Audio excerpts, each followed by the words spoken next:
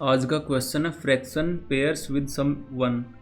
Question बोल रहा है कि given a list of N fractions. N fractions हमें ऑलरेडी गिवन है, किसकी फॉर्म में? दो लिस्ट की फॉर्म में। एक लिस्ट का नाम है न्यूमरेटर, एक का डिनोमिनेटर। इन दोनों में एन नंबर्स पड़े होंगे और वो फ्रैक्शंस को रिप्रेजेंट कर रहे होंगे। तो इसको मैं थोड़ा सा समझा देता हूँ क्या बोलना चाह रहा है क्वेश्चन। तो जैसे न्यूमरेटर में भी चार और दोनों में मतलब सेम नंबर ऑफ एलिमेंट्स होंगे। तो ये बोल रहा है कि एन फ्रैक्शंस किसको बोल रहा है? N fractions. तो एन फ्रैक्शंस बोल रहा है कि न्यूमरेटर का आई अगर डिनोमिनेटर के हर एक आई से, मतलब न्यूमरेटर का हर एक आईएथ वाला एलिमेंट और डिनोमिनेटर के हर एक आईएथ वाले एलिमेंट से अगर हम उनको ऐसे डिवाइड करते हैं तो जो फ्रैक्शन आएगा उसको ये एन फ्रैक्शंस बोल रहा है। यहाँ तक क्वेश्चन क्लियर हो गया होगा कि जो एन फ्रैक्शंस है ये क्या है। अब आगे बोल रहा है कि task is to determine the count of pairs of fractions whose sum equals 1। इसका क्या मतलब है देख लेते हैं। तो ये बोल रहा है कि जो फ्रैक्शंस हैं, जैसे इसके चार फ्रैक्शंस आएंगे, कौन कौन से? एक ये आएगा, एक 2/4 का क्या फ्रैक्शन बनेगा? 1/2 ही बनेगा। 2/6 का 1/3 बनेगा और 8/12 का 2/3 बनेगा। तो जो ये चार फ्रैक्शंस हैं हमें इनमें से पेयर्स में, पेयर्स मतलब दो दो के इस तरह से फ्रैक्शंस उठाने हैं जिनका सम 1 हो रहा हो। तो जैसे एक ये उठा लिया तो एक ये उठा लिया, 1/2 तो प्लस 1/2, इनका सम 1 हो रहा है। तो एक फ्रैक्शन अपने पास आ गया, एक पेयर आ गया, मतलब एक पेयर जिनके फ्रैक्शंस का सम 1 हो रहा हो। एक और पेयर बन रहा है यहाँ पे 1/3 प्लस 2/3, इसका भी सम 1 है। तो एक और पेयर आ गया, टोटल कितने पेयर हो गए? 2 हो गए। तो हमें इस 2 को ही आउटपुट में प्रिंट करवाना है। क्वेश्चन की डिमांड है ये। और आगे आगे आगे कुछ बोल रहा है कि नहीं बोल रहा। You don't need to read anything. Count fraction नाम का ये फंक्शन है, इसी में सब कुछ लिखना है, जिसमें 3 नंबर्स हैं। इसकी लेंथ है, मतलब फ्रैक्शन कितने टोटल नंबर ऑफ फ्रैक्शंस है उसकी लेंथ गिवन है, और ये फ्रैक्शंस गिवन है न्यूमरेटर और डिनोमिनेटर की फॉर्म में। ठीक है, यहाँ तक हो गया।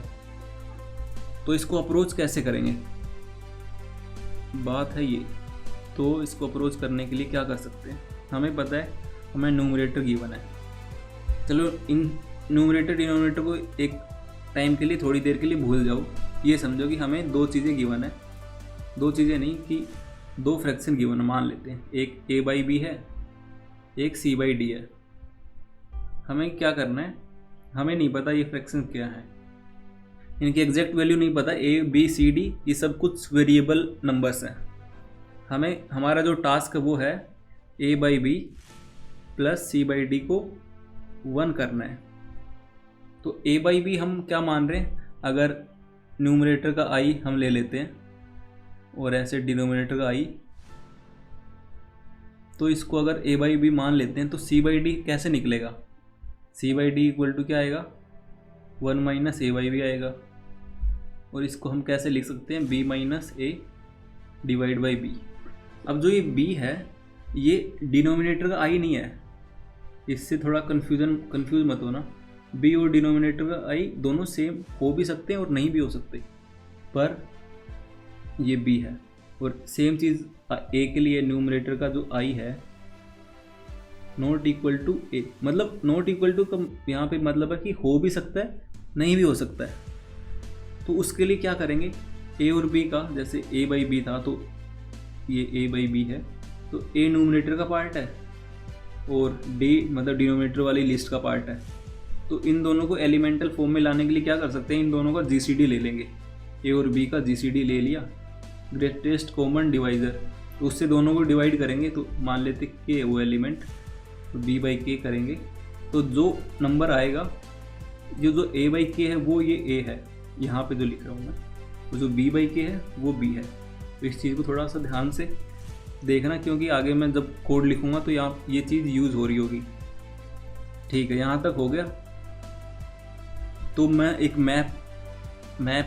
हैश मैप ले लूँगा जिसमें जो ये वाला एलिमेंट है, मतलब a/b है, और हमें क्या चाहिए? a minus 1 minus a/b।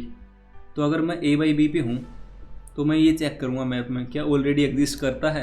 अगर करता है तो काउंटर बढ़ा दूंगा मैं अपना एक, जो स्टार्टिंग में काउंट लेंगे, स्टार्टिंग में 0 को रिप्रेजेंट मतलब पॉइंट कर रहा होगा, क्योंकि हमें नहीं पता कितने पेयर्स हैं।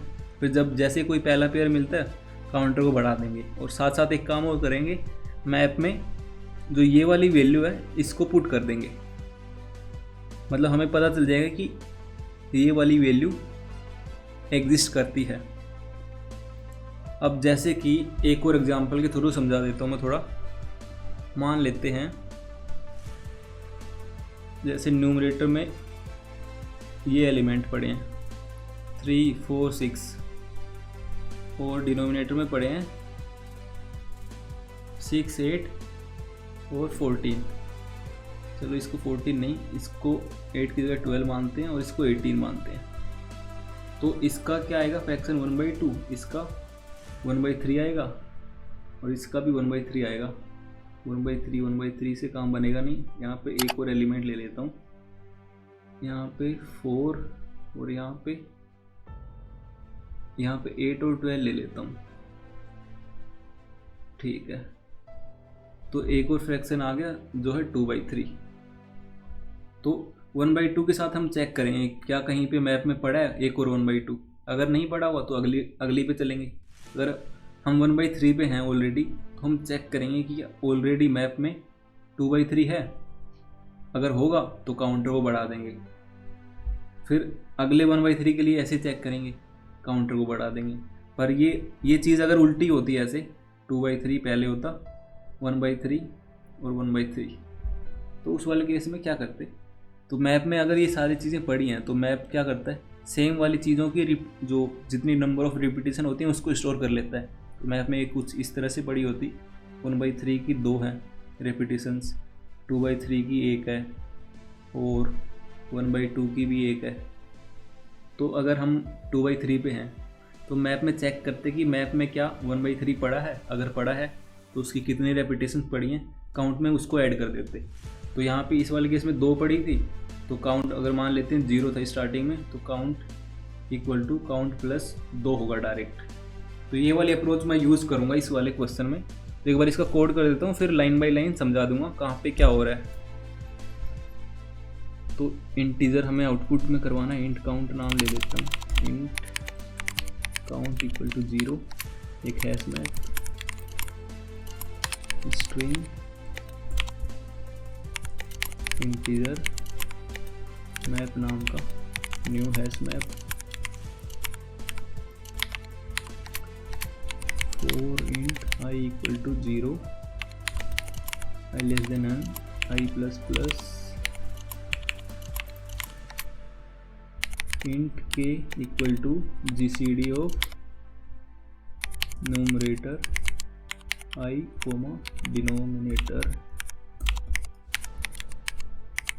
I इनका GCD ले लिया। फिर int numerator equal to numerator I divide by k, int denominator equal to denominator I divide k। एक स्ट्रिंग लिए जाए, string a equal to numerator divide denominator. ये स्ट्रिंग a है a बाई बी, इसको इस फॉर्म में लिख रहा हूँ मैं। एक एक चीज़ समझा दूंगा, अभी कोई टेंशन की बात नहीं है। स्ट्रिंग डिफरेंस ले रहा हूँ, एक डिनोमिनेटर माइनस न्यूमरेटर और डिवाइड बाई डिनोमिनेटर। ठीक है, अब यहाँ पे साथ साथ GCD का एक साथ वो भी लिख लेता हूँ कहीं, static int GCD int a int b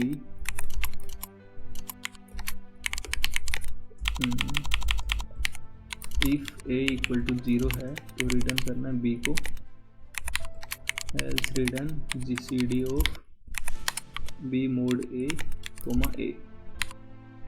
ठीक है, तो यहाँ पे चेक करेंगे इफ मैप डॉट कंटेंट्स की क्या डिफरेंस डी में ऑलरेडी पड़ी है, अगर पड़ी है तो count equal to count plus map dot get D. फिर यहाँ पे क्या करेंगे, इंट के int A B int X ले लेता हूँ, int X equal to map dot get or default A comma 0+1 और map dot put A comma x.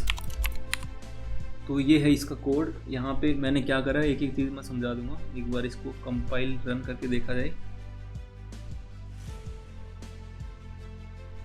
Error आ रहा, रिटर्न मिसिंग स्टेटमेंट। अच्छा, मिसिंग रिटर्न स्टेटमेंट, तो यहाँ पे रिटर्न भी करना काउंट को। ठीक सही आ रहा है, सबमिट मार के देखता हूँ।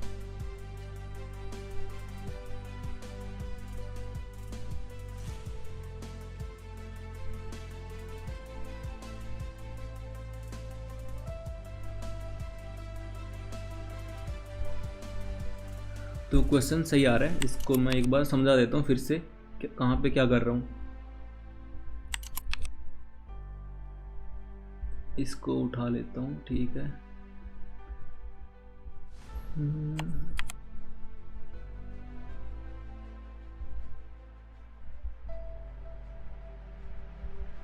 तो जीसीडी मैंने क्यों करा है वो तो आपको समझ आ गया होगा, क्योंकि जब क्वेश्चन में ऐसा कुछ था, न्यूमरेटर में 8 था और डिनोमिनेटर में 12 था, तो इनका जीसीडी क्या आएगा, 4 आएगा।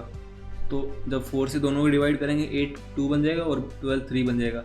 ये मतलब अपने एलिमेंटल फॉर्म में आ गए, इसको और ज़्यादा फ्रैक्शन में हम नहीं कर पाएंगे रिप्रेजेंट, मतलब होल नंबर्स की फॉर्म में, नेचुरल जो भी है इंटीजर्स की फॉर्म में।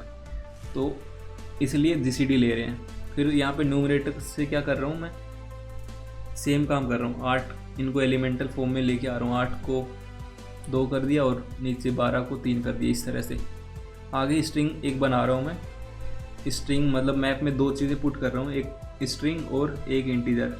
इंटीजर क्या करवा रहा है, इंटीजर बता रहा है कि हमें 2/3 की कितनी रिप्रेजेंटेशन पड़ी है, 2/3 की कितनी फ्रीक्वेंसी पड़ी है, कितनी बार वो अकर हो रहा है।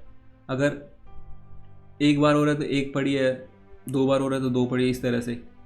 और स्ट्रिंग में मतलब स्ट्रिंग क्यों लिए मैंने, जैसे 2/3 है, इसको रिप्रेजेंट कैसे करवाएंगे, तो उसके लिए मैंने स्ट्रिंग की हेल्प से इसको रिप्रेजेंट करवा रहा हूँ, ताकि थोड़ा इजी रहे।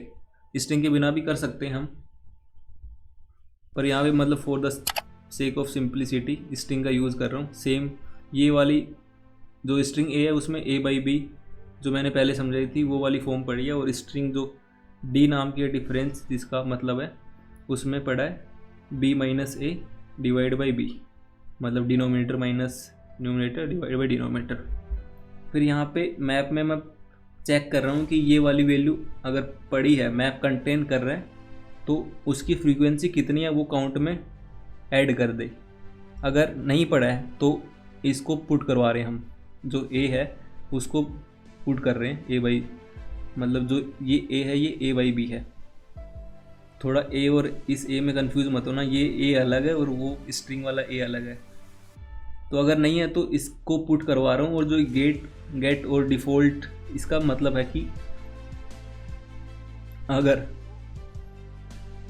A/B, हम क्या कर रहे हैं कि मैप क्या करते हैं बेसिकली, अगर A/B ऑलरेडी पड़ा है उसमें तो वो दूसरे A/B को नहीं लेगा, वो A/B की फ्रीक्वेंसी को बढ़ा देगा। ऐसा ही होता है ना, अगर ऑलरेडी पड़ा है तो, अगर नहीं पड़ा है तो वो इसको पुट कर देगा। तो ये और डिफ़ॉल्ट का क्या मतलब है, अगर नहीं पड़ा है तो A/B की फ्रीक्वेंसी को 0, मतलब गेट का क्या कर रहे हैं, गेट का मतलब होता है मैप से हम कोई चीज़ निकाल रहे हैं। कौन सी चीज़ निकाल रहे हैं, A की वैल्यू। तो A की वैल्यू अगर ऑलरेडी पड़ी नहीं है तो उस वाले केस में ये 0 डिफ़ॉल्ट वैल्यू दे देगा। अगर ऑलरेडी पड़ी है तो उसमें +1 करके दे देगा। इसका मतलब, इस वाली लाइन का मतलब यही है। अगर वैल्यू ऑलरेडी पड़ी है वहाँ पे, मतलब जैसे कि ये स्ट्रिंग A है, स्ट्रिंग A मान लेते हैं 1/2 है, अगर मैप में ऑलरेडी 1/2 पड़ा है तो उसकी फ्रीक्वेंसी मैप से निकालेंगे हम, उसको +1 करके x में स्टोर करवा रहे हैं। अगर नहीं पड़ा है उस वाले केस में 0, मतलब x में 0 पड़ा होगा, फिर यहाँ पे पुट कर रहे हैं उसको, सेम चीज़ है। और फिर एंड में फिर काउंट को यहाँ पे मार्कर यहाँ एंड में फिर काउंट को रिटर्न करना है, जिससे कि आंसर अपना आ जाएगा। और ये होता है GCD का फॉर्मूला। आप इसको मतलब इजीली देख सकते हो। इसको अगर ये वैलिड है कि नहीं है उसके लिए मैंने कल वाले वीडियो में एक चीज़ बताई थी। अगर आपको कोई चीज़ समझ नहीं आ रही है और उसको चेक करना है कि वो वैलिड है कि नहीं है, तो एक काम कर सकते हो। मार्कर कहाँ गया? हाँ, तो A को मान लेते हैं 75 है और B को मान लेते हैं हिट एंड ट्रायल वाला मेथड। अब इसमें वैल्यूज़ पुट कर, इनका वैसे हमें तो पता है इसका GCD 25 होगा, क्योंकि मैक्सिमम वैल्यू 25 ही है जो इन दोनों को डिवाइड कर रही है। तो अगर A 75 है, B 100 है, तो इस वाले केस में क्या होगा? B मोडुलो 100 मोडुलो 75 क्या होगा? 25 होगा। तो GCD ऑफ क्या निकाल रहे हैं हम? GCD of 25, 75। फिर 75 का मोडुलो 25 से होगा तो 0 आएगा। तो जब ये 0 आएगा और यहाँ पे 25 जाएगा तो यहाँ पे स्टेटमेंट के अंदर जाएगा, ये चेक करेगा। A अगर 0 है तो इसको रिटर्न कर देगा। तो एक सिंपल सा मेथड है हिट एंड ट्रायल वाला। आपको कोई भी चीज़ अगर समझ नहीं आ रही हो कैसे वैलिड है वो, तो आप इस तरह से इसको कर सकते हो। तो ये था आज का problem of the day. I hope आपको समझ आया होगा। अगर आपको समझ आ गया है तो आपके लिए एक क्वेश्चन है, थोड़ा मैंने ट्विस्ट करा इसी में। क्वेश्चन ने इस तरह से कि मतलब क्वेश्चन, ये वाला क्वेश्चन ऐसे था कुछ कि हमारे पास n नंबर ऑफ न्यूमरेटर पड़े हैं और n नंबर ऑफ डिनोमिनेटर पड़े हैं, और इनके जो फ्रैक्शंस हैं उनका सम का मतलब उनका फ्रैक्शंस का सम हमें 1 करना है। जैसे 1/2 + 1/2 1 हो गया। इस तरह से हमें पेयर्स को फाइंड आउट करना था। तो अब इस क्वेश्चन में थोड़ा सा मैं ट्विस्ट कर रहा हूँ और आपको उसको आंसर करना है। बड़ा सिंपल है, कुछ ज़्यादा उसमें सोचना नहीं है। थोड़ा सा ट्विस्ट कर रहा हूँ। ये अगर ये 1 है तो इसकी जगह, अगर 1 की जगह मैं कुछ और मान लेते हैं, कोई वैल्यू ले लेता हूँ k। अभी के लिए 1 ही रहने देते हैं, वरना ये ज़्यादा लंबा चला जाएगा। सम तो हमें 1 ही करना है, पर जो ये है इसमें पेयर्स, जैसे यहाँ पे वैल्यू पड़ी थी x, y, z, a, b, c, ऐसे यहाँ पे मान लेते हैं b, c, d, e है। तो इस क्वेश्चन के हिसाब से तो हम इन दोनों को ऐसे ले रहे थे फ्रैक्शन। इस वाले क्वेश्चन में जो मैं ट्विस्ट करके दे रहा हूँ उसमें क्या कर सकते हैं, x का फ्रैक्शन किसी भी डिनोमिनेटर के साथ ले सकते हैं, y का किसी के साथ ले सकते हैं, z का किसी के साथ ले सकते हैं। तो टोटल नंबर ऑफ पेयर्स आपको काउंट करके बताने हैं। मतलब ज़रूरी नहीं है कि अगर होता है, अगर हो जाता है तो बहुत बढ़िया, अगर नहीं होता तो आप कमेंट में पूछ सकते हो, मैं इसका आंसर अपलोड कर दूंगा। और जो मेरा एक टेलीग्राम चैनल है उसकी लिंक आपको मेरे चैनल के अबाउट सेक्शन में मिल जाएगी। वहाँ पे मैं अपलोड कर दूंगा उसका सॉल्यूशन, मतलब कोड का सॉल्यूशन, मतलब कोड्स सबमिट कर दूंगा। क्वेश्चन तो आपको समझ आ गया होगा क्या है।